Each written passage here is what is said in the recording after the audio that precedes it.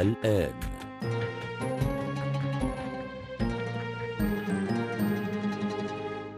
البرنامج برعاية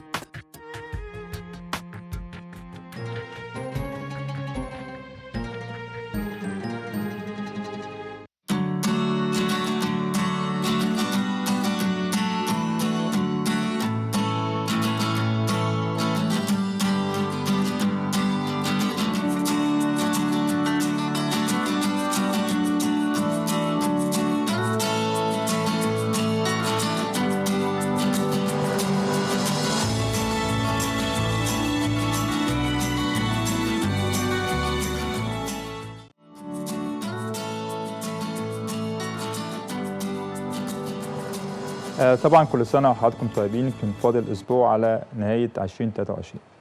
يمكن النهارده في البرنامج هنبدا نشوف بقى ايه اللي حصل خلال الفتره اللي فاتت، خلال سنه 2023، ايه اهم الاخبار الاعلاميه والمحليه.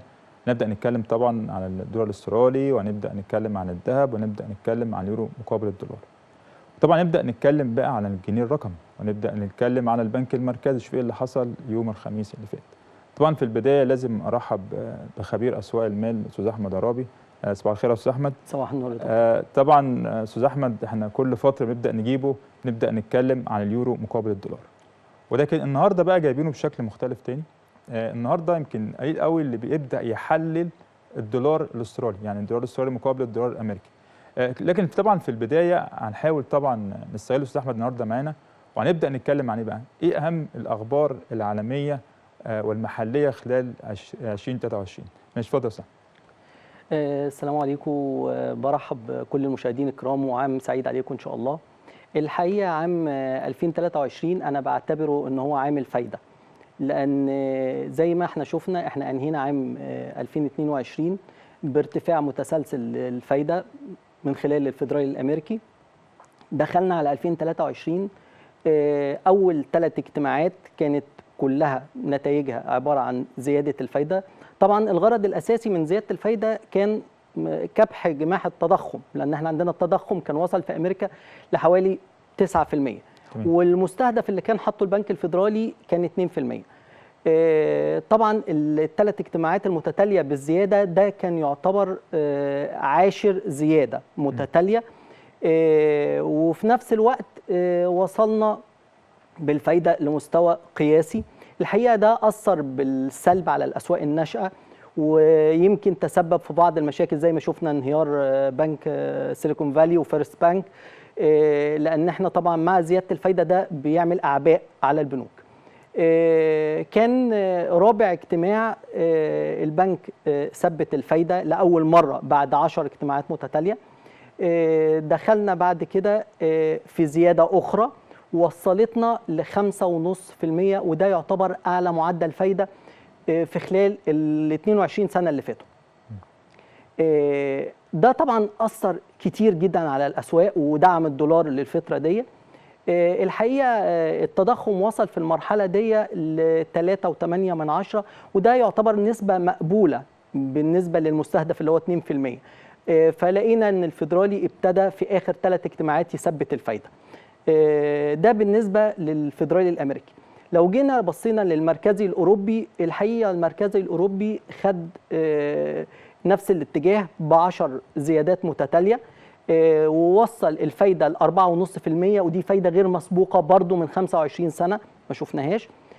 بس معدل انخفاض التضخم في اوروبا كان اسرع كتير جدا، فلقينا ان احنا وصلنا ل 2% المستهدف بسرعه، وده اللي عطى فرصه للبنك المركزي ان هو يثبت الفايده برضو، وننهي العام بتثبيتين سواء بالنسبه للفيدرالي الامريكي او بالنسبه للمركزي الاوروبي.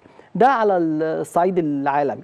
لو جينا بصينا بالنسبه للاخبار على الصعيد المحلي، احنا كان عندنا خبرين مهمين جدا يمكن ناس كتير ما التفتتش لهم.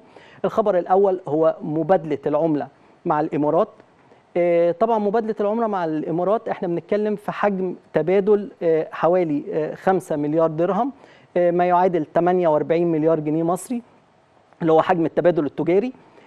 في خلال الفتره دي ده بيخفف الضغط اللي حاصل على الحكومه من ناحيه الدولار.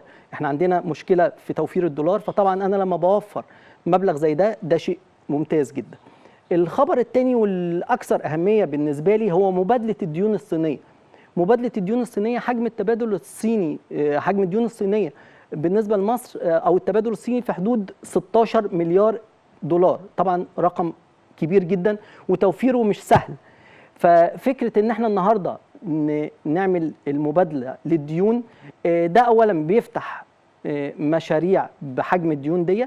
بالاضافه لنقطه ثانيه ان الفكره دي غير مسبوقه بالنسبه للصين. يعني احنا اول دوله تعمل مبادله ديون صينيه، مبادله ديون مع الصين، ده ما حصلش قبل كده. لكن احنا لنا تجارب سابقه في مبادله الديون الايطاليه سنه 2016. فطبعا الخبرين دول انا شايفهم من الاخبار الممتازه جدا. يمكن الخبر الثالث اللي انهينا بيه السنه هو خبر تثبيت الفايده للمركزي. ده كان يوم الخميس اللي فات بالظبط. وكان ناس كتير متوقعه ان هو هيبقى فيه زياده للفايده، لكن المركزي خالف كل التوقعات ده. واعتقد ان الخبر ده مهم جدا ومفيد جدا للبورصه. نيجي لاهم حاجه يا استاذ احمد. يمكن الفتره اللي فاتت شفنا مثل الدولار الاسترالي. يمكن التحليل بتاع الدولار الاسترالي الفتره اللي فاتت بدا يخش في يمكن هل تعلم ان الاسترالي كان مرتفع خلال 2023. عايزين نفهم بقى للمشاهد التحليل السنوي بتاعنا. تمام. الدولار الاسترالي راح فين مقابل الدولار الامريكي؟ اتفضل. الحقيقه الدولار الاسترالي زي ما شفنا، زي ما عندنا هنا على الشاشه، احنا ابتدينا من اول 67.90. ده كان في بدايه السنه، كان في 2.1. الاسترالي دولار انا بعتبره من الازواج اللي بتمشي تكنيكال جدا، ويمكن بتورينا الاشكال او النماذج اللي بتحصل على الشموع اليابانيه. دايما شفنا ان هو ارتفع في خلال شهر للمستوى الاعلى له على مدار السنه اللي هو 57 نقطه. كويس. بعد كده ابتدى يتاثر بموضوع اللي احنا كنا لسه بنتكلم فيه، الا وهو تعليه الفايده. فابتدينا نشوفه انخفاض لحد ما وصلنا لنقطه ال 64.57. ده كان بتاريخ 31/5. اول ما حصل تثبيت للفايده، اللي هي كان اول تثبيت للفايده، شفنا ان احنا اخترقنا مستوى 67 ووصلنا ل 68.93. بعدها حصل زياده تاني للفايده، ففوجئنا ان احنا حصل عندنا زخم بيعي شديد، وصلنا لنقطه ل 62.69. ده كان بتاريخ 26/10، واللي بتعتبر اقل نقطه على مدار السنه.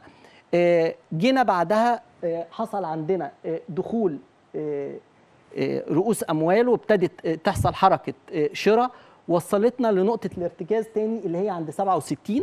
كويس. وانهينا العام تقريبا عند نقطه 68.12. تمام.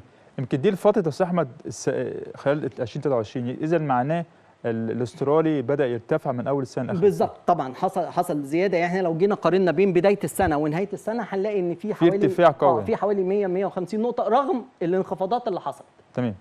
طبعا احنا بنشكر طبعا الاستاذ احمد عرابي. بدانا نتكلم بقى عن الاخبار العالميه والاخبار المحليه، وجبنا يمكن اول مره نتكلم عن الدولار الاسترالي مقابل الدولار. هنطلع فاصل، وبعد الفاصل بقى نبدا نتكلم عن البنك المركزي قريبا في الجنيه الرقمي.